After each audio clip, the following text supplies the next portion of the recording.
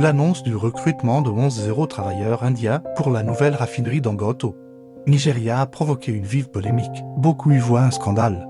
Une trahison nationale de la part d'un des plus grands industriels du continent. Cependant, au-delà de l'indignation initiale, cette situation révèle une problématique bien plus profonde et systémique qui concerne l'ensemble de l'Afrique. La réalité est moins une question de préférence nationale qu'une question de pragmatisme économique et technique. Pour opérer une infrastructure aussi complexe et stratégique, le groupe Dangote a besoin d'un personnel hautement qualifié et expérimenté.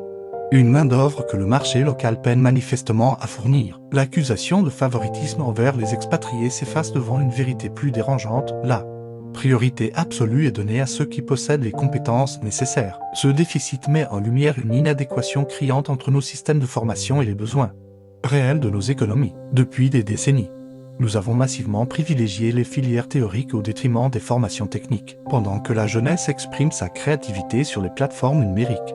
Un fossé se creuse entre les compétences disponibles et les exigences concrètes du marché du travail. Le fait qu'un projet de cette ampleur peine à recruter localement dans un pays de plus de 200 millions d'habitants n'est pas une anecdote, mais le symptôme d'un choix de société. Qualifier cette situation de scandale est une réaction compréhensible.